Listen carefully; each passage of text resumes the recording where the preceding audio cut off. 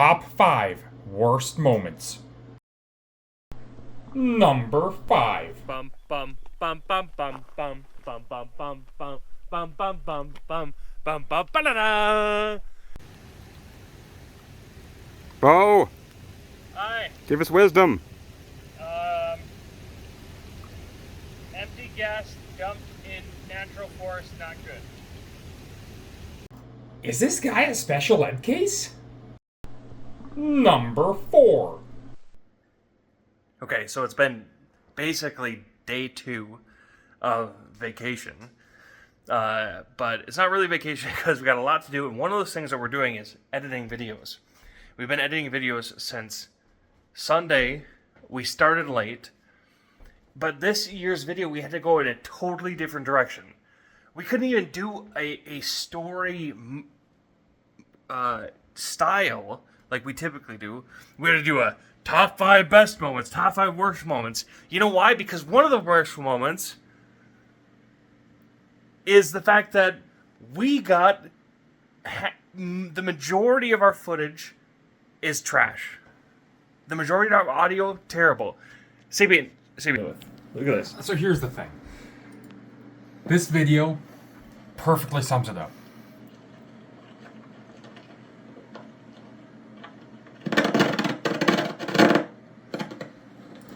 What are we supposed to do with that? Every other video in this 400 gigabyte folder consists of broken files. Look at this. We have, this is our current edit. No audio. See that flat line? No audio. It got wrecked. Get back to the main video. No audio. It got wrecked. No audio. No audio. See what we're looking for? See this? That's a good line right there. And we have like 5% of our videos. Don't know what we're supposed to do with this. It's crazy. We're doing the best we can. But this is why this is by far one of the worst things about this entire trip. We love making these videos. Let me say that again. This is one of the worst things about this trip. We love making these videos. And so to see the majority of our footage be disastrous. Because of a microphone. Thank you, movie. Your microphone sucks ass. Number 3.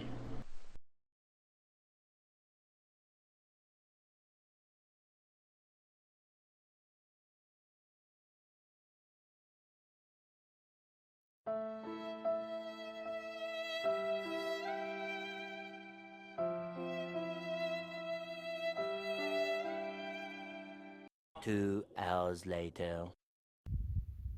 It's so dark. So here I am, out in the middle of Deadwood Reservoir. Paddled out to a little island. It was exciting. It was, full of island things. Whoo! No, but seriously, I just honestly came out here to clear my mind. I was in a bad place. But now I'm better, eh?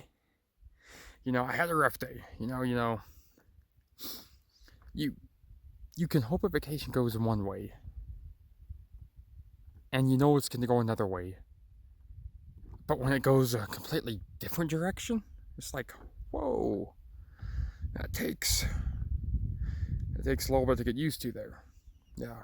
So today was not ideal. I would say the highlight of the day was definitely driving over my own drone. Shit, man. I mean, come on. That ain't supposed to happen. Drones fly in the air, not sit on roads and you drive over them. That's not ideal for a drone. Anyhow, I was, a little pissed off about that. And I've been trying to keep my cool with the group. I feel like I'm a little short with them though. But when I get back, holy shit, that's all over. Fuck, it's only money. I mean, what do? Buying up the fucking drone, right? Yeah, that's what I'm talking about. I should get back to camp. Hell yeah. Number 2.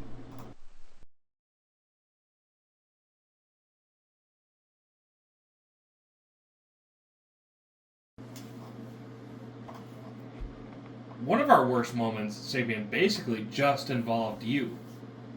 We just left you behind. What was that like? Well, the whole situation was unfortunate. It happened at the end of the trip. We were on the way home, all of us together, and my Jeep died. Drive shaft failed on it. So that left me stranded in Sealy Lake, middle of nowhere in Montana, for a week and a half. I mean, you can drive anywhere. So we had to go to the closest place. I had no vehicle. So I'm just hanging out at this campground miles out of town. And whenever I need something, I gotta walk miles one way to, get a bag of ice or something. It was a nice lake there, I guess, that I was living on. But other than that, it was a pretty unfortunate situation. From what I remember when we dropped you off, it was not a great camping location. I was in the middle of a field. No shade. I tried to make the best of it with putting my canopy up. So I had some shade from the canopy. That's it. But really, that location, it was... I said there was a lake there, but you had to walk like a quarter mile to get to the lake. So I wasn't on a lake, I was by a lake. And that might not sound that bad to some, but based on the campsites that we've had at this point, it was bad. The worst one by far. And I had to pay for it. For a while. For a week and a half. I had to pay for this trash campsite. And you couldn't work. You don't need money, though. It's fine.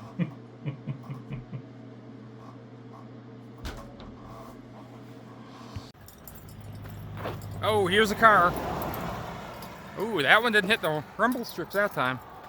Yeah, so here I am, walking back Sealy Lake from my campsite, because I gotta say, man, a 2-mile walk, one way, 4-mile round trip, that's worth a hot shower.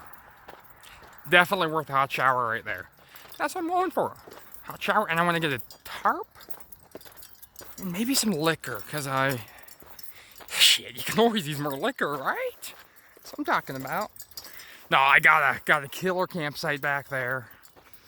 Got canopy set up. I'm living in the canopy, actually. It's like a little apartment in there. About the size of my real apartment. I love tiny little spaces like that. Ooh. Oh, dead animal. Oh, it smells so bad. Ew, oh, fuck. That shit's nasty. Yeah. Anyhow, I'm gonna, hang out here for a little while and get back to camp. Got my paddleboard all blown up. And I'm gonna send it out to the lake tonight. Do some stargazing because, well, all afternoon I've been looking, but I haven't seen one cloud in the skies. Holy dooly, that's what I'm talking about. It's excellent stargazing here. You get out down in that lake, it's gonna be killer for sure. Yeah, so that's the sun though, it's so bad. That's a little recap on what's going on. Here we go. Number 1.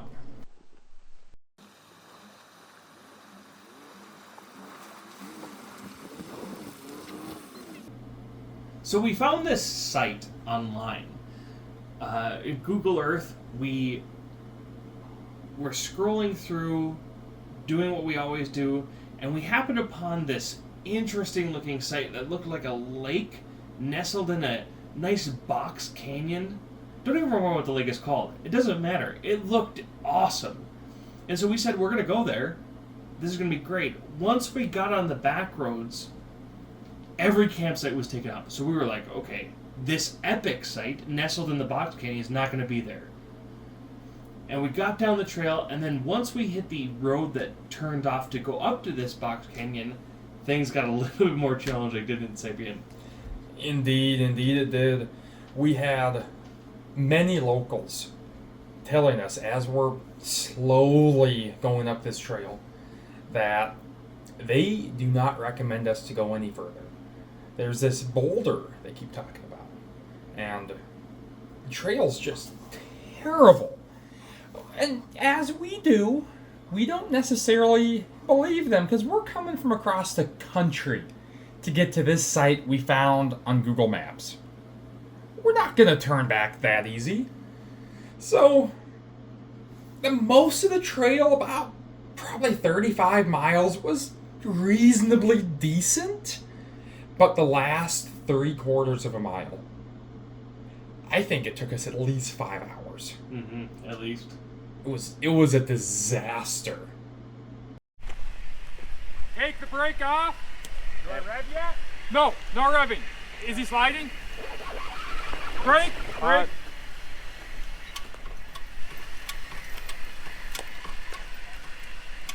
So here we're taking the taco up one of the worst spots of the trail here. And there's the Ian man. Helping direct here. And I'm just staying out of the way.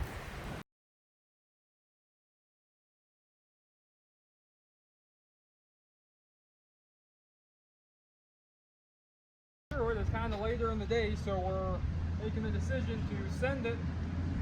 Try to. Alright, watch yourself there. Your phone now, send it.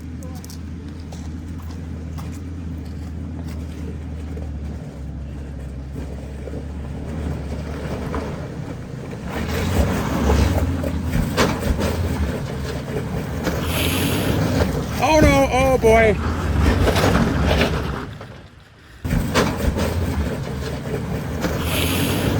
Oh no, oh boy.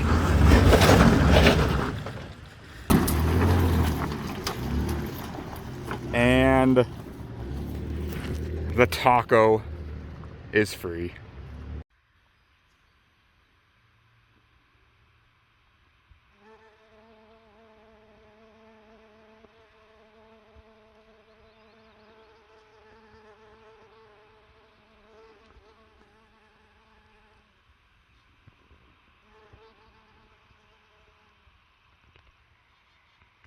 Well, nothing beats Ian shirtless.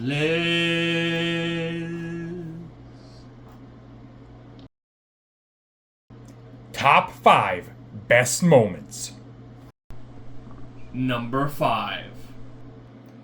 So this was a pretty cool campsite we found on a mountain lake, not a reservoir, an actual lake. We found it by just cruising around central Montana. We'd stopped at a couple other reservoirs before we got to this one, and we just fell in love with this one. And really, there were two things about this campsite that stand out in my mind. One, the cold stream with rock skipping. And then two, its namesake, the meteor. Yeah, so there we are playing, I forget what game it was, but we're playing the game on the picnic table there, and I'm looking up at the sky, and I see this ball of fire. And then I tell the other guys, and we all just see this ball of fire that you see in like a movie or something. Incredible that we got to see that. Number 4. Well, this was one of the top moments of the trip, Deadwood Reservoir. Unfortunately, like we said before, we lost the majority of our footage on this trip and have nothing to show for Deadwood besides this rock. Which was the best part anyways. Number 3. I mean, this one was a given. We had to go back to Hungry Horse. We always feel the need to go back to Hungry Horse. Love this site so much. Oh, it has everything you could ever hope for in a site. There's the reservoir itself. It's about 35 miles long. Islands out there. You can camp all along the edges. Lots to explore. Yeah, you can camp on the islands if you want, even. Views, incredible. And the spot that we generally navigate to for camping is kind of a meadow right on the side of a bay. Mm-hmm. A little bay right on the side of the lake there. And there's usually other people there, and sometimes that makes it even better. Which it did this trip, that's for sure.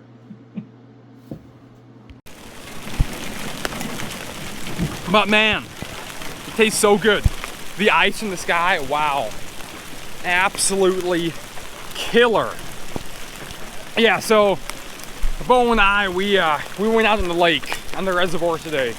Just full sending it out there with paddle boards. We ended up, long ways from camp. And we're a long ways from camp, so we're on the way back. We're coming back across the lake. A random couple, Ray and Nikki, they see us paddleboarding across the lake. They know this snow of hail is coming.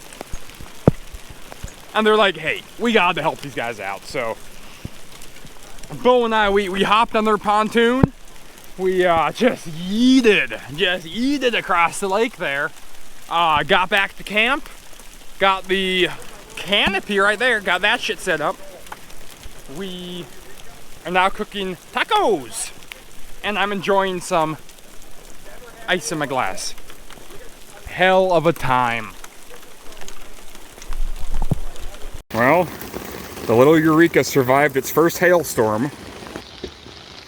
The little Eureka survived its first hailstorm.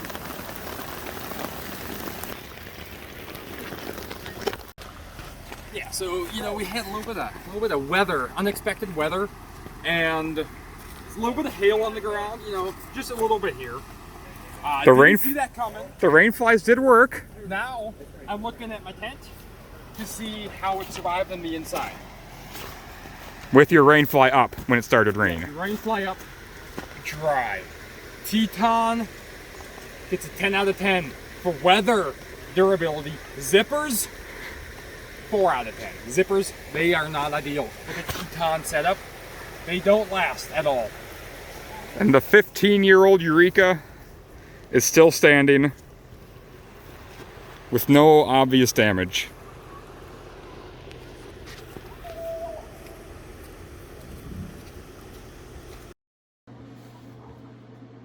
And one night there was Iray. And I don't even know what to say about Iray.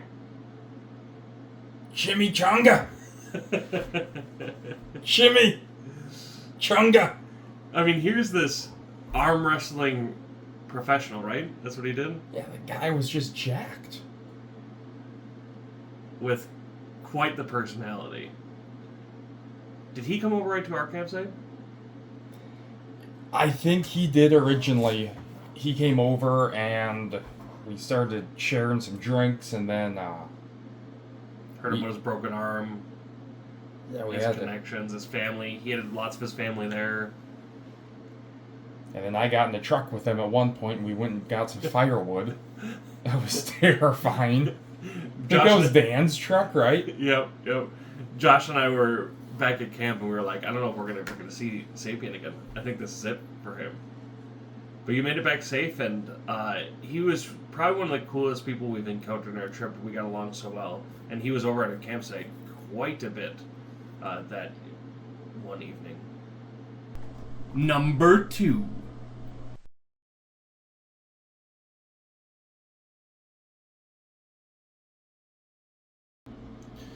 So it just happened that our number 1 worst moment was that hellacious trail ended up leading to the best campsite of the trip. We got up there and it made all of that trial worth it. Because we got up there and what did we see?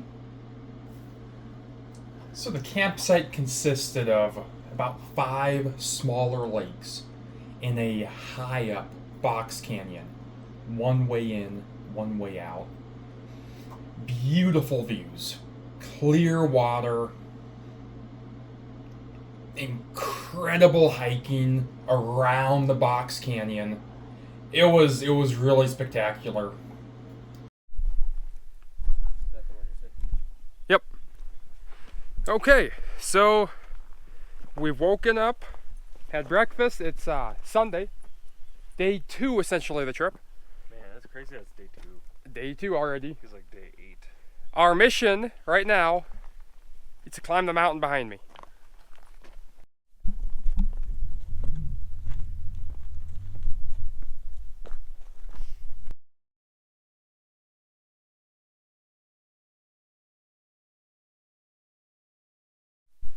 Bella and Bo are going to investigate to see if Ian is alive or dead.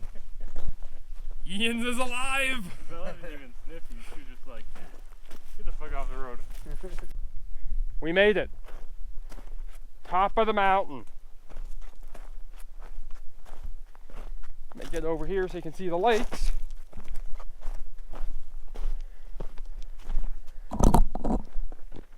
Check it out.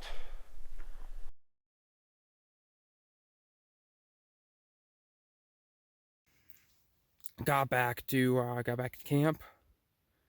Met Josh here, and kind of had early supper. Had some tacos, delicious tacos. And we just kind of chilled, which was awesome. Number 1.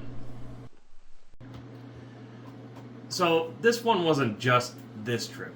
This is our favorite thing about every trip. There's just something about building a fire ring, making it better than what was there originally, Always. and having fires with the boys. And we have some of the best discussions every trip. We talk about life. We solve all the world's problems. Politics, philosophy. And we all do a really good job listening to each other and have very intense discussions. And I always enjoy night times with the boys.